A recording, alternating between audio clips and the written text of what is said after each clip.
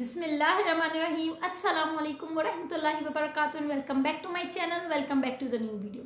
अच्छा देखें, जब अल्लाह पाक हमसे राज़ी होता है और अल्लाह पाक ने जब हमें राज़ी होकर हमें पसंद करना शुरू करता है और हमारी दुआओं को कबूलियत का दर्जा तब देना शुरू करता है ना, तो सबसे पहले हमारे अंदर एक निशानी ज़ाहिर हो जाती है, हमारे अंदर एक बदलाव आना शुरू हो जाता है। तो मैं वो निशानी और वो बदलाव आप लोगों के साथ शेयर कर रही हूँ। जिसके अंदर आ गया है तो वो समझदार है, और जिसके अंदर नहीं आया तो उसे ये चेंज अपने अंदर लाने की, वो निशानी को महसूस करने की ज़रूरत है। तो चलिए वीडियो को स्टार्ट करते हैं।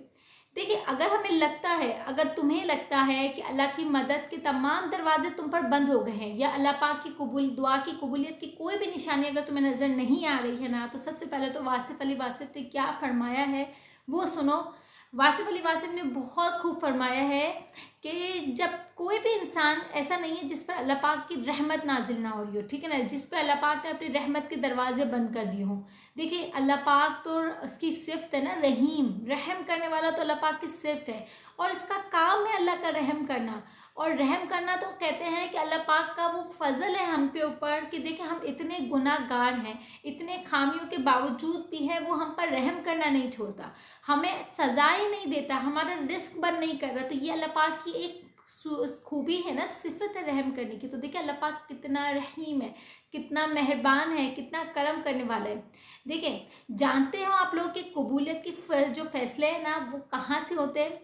जब कोई दुआ को अल्लाह पाक को हमारी कबूल करनी होती है ना, तो अल्लाह पाक हमारी नीयत देखता है, हमारी तरफ देखता है, हालात नहीं देखता, असबाब नहीं देखता। क्योंकि देखिए अल्लाह पाक के लिए हालात और असबाब क्या चीज़ है। अल्लाह पाक तो देखता है कि मेरे बंदे के अंदर उस चीज़ की तरफ कितनी है, उस हालात के उसकी नीयत कितनी है, तो फिर मैं उसको नवाज दूँ, ठीक है ना। जब ये एक अल्लाह पाक जब ये देखता है कि इंसान के हालात नहीं है, असबाब नहीं है, लेकिन उसकी तरफ बहुत है, तो अल्लाह पाक वो चीज़ से इतना राज़ी होता है, कहता है कि देखो इसके पास कुछ भी नहीं है, उसको असबाब के ऊपर उम्मीद नहीं है, वो मेरे से दुआ कर रहा है क्योंकि उसको पूरी उम्मीद, उस पूरा तवक्कल उसको मेरे ऊपर। और देखिए ये भी तो मुमकिन है कि जिस घड़ी तुम अल्लाह पाक से मांग रहे हो वही तो कबूलियत की घड़ी हो, वही अता की घड़ी हो। तो देखिए हमें कभी हिम्मत नहीं हारनी है, ठीक है ना। अल्लाह पाक पे हमेशा तवक्कल रखना है, तवक्कल के साथ हमेशा अल्लाह पाक से मांगना है। देखिए वो बंद दरवाजे फ़ौरन खोलने पर भी कादर है, ठीक है ना। जब कोई दरवाजे बंद होते हैं और उसे हमारी तरफ पसंद आ जाती है ना, तो वो मौजों के साथ वो दरवाजे खोलता है। हम हैरत में रह जाते हैं कि ये कैसे हो गया, ये तो नामुमकिन नज़र आ रहा था, हमने तो ऐसा सोचा ही नहीं था, लेकिन अल्लाह पाक अपने मौजों से वो दरवाजे खोल देता है। तो याद रखो कि जब सबसे ज़्यादा बारिश कब होती है, जब रात का अंधेरा होता है, खूब तारीक तरीन जो बादलें होते हैं ना, जो भरे हुए बादल होते हैं जिनमें खूब खूब इतनी गरज शामिल हो जाती है, तो वही बादल सबसे पहले बरसते हैं, वही बादलें पहले बारिश करते हैं। तो जानो कि जब अल्लाह पाक आपको इशारा दे रहा है, तो इसका मतलब ये है कि ये जाहिर हो रहा है कि अनकरीब आप लोगों के साथ मुआवजा होने वाला है, ठीक है ना। अब मैं सबसे पहले तो आप लोगों को बताती हूँ कि हम कहाँ गलती करते हैं। देखिए, अगर हम पे ऊपर कोई गम है, कोई परेशानी हम पे, उसमें हम मुब्तला हो गए, तो हम सबसे पहले तो ये समझने की ज़रूरत है कि अगर हम पे कोई गम है या कोई परेशानी के साए में है, तो हम अपने खुद को तकलीफ़ दे रहे हैं। इस तकलीफ़ का मकसद ये है कि हम अब जो परेशानी है, जो गम है, हम इसको अपने ऊपर तारी करके बैठे, तो हम अपनी खुशियों को, हमारे उजाला जो दिन है, हमारे ऊपर जो अल्लाह पाक की रहमत है, उसको भी इग्नोर कर रहे हैं, ठीक है ना। ये जो हम अपने जो गमज़दा चेहरे, गमज़दा माहौल, गमज़दा सोचों को लेके बैठे हैं, तो हम अपने रोशन पहलू को भी अंधेरों में डाल रहे हैं, अपनी रोशनी को, उम्मीद की किरणों को भी हम तारीकी के अंधेरों में डाल रहे हैं। क्योंकि देखिए एक बात मैं बता दूं कि देखिए सबसे बड़ा तो अल्लाह पाक जिससे देखता है ना, वो हमारा दिल है। अगर आपके दिल में कीना है, बदगुमानी है, या किसी के लिए नफ़रतें हैं, या रिश्ते तोड़ हैं, तो मैं आपको बता दूं कि इस सब का गुमान, बदगुमानी या दिल में कीना का सबसे पहले पैदा होना इस बात की तरफ से अलामत है कि अल्लाह पाक आपसे नाराज़ है। आपके अंदर जो शिकवे हैं, जो नफ़रत के जज्बात पैदा हुए हैं, ये कभी भी आपके साथ मुआवजे नहीं होने देंगे।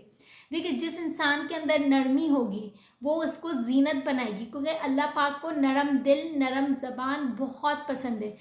जिस इंसान के अंदर नरमी आ जाए तो वो उसको जीनत बना देगी, और ये हसीन चीज़ अगर किसी इंसान के अंदर से नहीं है तो वो उसको ऐबदार बना देगी। ठीक है ना। हमें चाहिए कि हम अपनी गुफ्तगू में नरमी लाएं, हमारे दिल से जब सख्ती ख़त्म हो जाए, हमारी ज़बान में थोड़ी मिठास आ जाए, हम दूसरों को हकीर ना समझें, हम दूसरों के साथ अच्छी ज़बान अच्छे दिल के साथ पेश आए ना, जब ये एक बहुत बड़ा मौजज़ा है, ये एक अल्लाह पाक की तरफ से निशानी ज़ाहिर है कि मैं तुम्हें अता करने वाला हूँ, जो तुम मुझसे मांग रहे हो तुम्हारे ऊपर मौजज़ों का अता होने वाला है। क्योंकि देखिए यही तो खूबी अल्लाह को बहुत पसंद है कि अल्लाह पाक कहता है तुम मेरे बंदों के साथ हुस्न सुलूक करो, मैं तुम्हारे साथ हुस्न सुलूक करूँगा। ये खूबी हर किसी के दिल में नहीं आती। आप ये देखिएगा कि जितने भी अल्लाह पाक ने जिनको भी पैसा दिया है, बहुत ज़्यादा लोग तो ऐसे ही होते हैं जिनको अल्लाह पाक ने फिर नरम दिल भी दिया होता है और नरम ज़बान भी दी होती है, तो फिर अल्लाह पाक की तरफ से उनको खूब खूब मौजज़ाती इनकी ख्वाहिशात भी पूरी हो रही होती है। ठीक है ना। अगर मैं आप लोगों को कुरान पाक का फरमान बताऊँ तो कुरान पाक कहता है, मैं एग्जैक्ट लफ्ज़ बता रही हूँ, कि वो अपनी रहमत के साथ मुतवज्जा होने का इरादा रखता है। ठीक है ना। बेशक वो ज़ात अलीम है, कदीर है। तुम अल्लाह पाक की ज़ात पे यकीन रखो, तुम्हारी दुआओं की कबूलियत का मंजर बहुत अनकरीब है। देखिए जो तुम शुक्र के, फिर इसके बाद जब आपकी दुआएं मौजज़ात में तब्दील हो जाए ना, तो फिर ये भी कहा जाता है, वासिफ अली साहब ये भी कहते हैं कि फिर तुम शुक्र की तैयारियों में लग जाओ। बेशक उस मेहरबान की रहमत अर्श पे से बरसेगी, और जब अर्श पे से उतरेगी तो तुम्हारी तारीख ज़िंदगी भी रोशन हो जाएगी। जैसे हर रात के बाद सुबह होती है ना, वैसे तुम्हारी हर परेशानी के बाद मौजज़ाती अमल होंगे इंशाल्लाह। और एक और बात मैं बताती हूँ कि मैं सबसे पहले तो आपके लिए, मेरे लिए, हम सब के लिए अल्लाह पाक से दुआ करती हूँ कि जिसकी जो भी हाजात है, जो भी मुराद है, अल्लाह पाक सबसे पहले उसको ये निशानियाँ ज़ाहिर करे, उसका दिल बदल दे और उसके दिल में बहुत बहुत नरमी ला दे, इसकी ज़बान में मिठास ला दे। और मैं एक और बात बताती हूँ कि अल्लाह पाक ने सूरह इब्राहिम में इशारा फरमाया है कि और बेशक मेरा रब दुआओं को बहुत सुनने वाला है। जब आप अल्लाह पाक से तरफ के साथ दुआ मांगते हो और आपके अंदर अल्लाह पाक जब राज़ी होने वाला होता है ना, तो ये बहुत बड़ी निशानी जाहिर कर देता है। ये निशानी को अपने अंदर हमें महसूस करने की। मिलते हैं नेक्स्ट वीडियो में। टिल देन अल्लाह हाफ़िज़।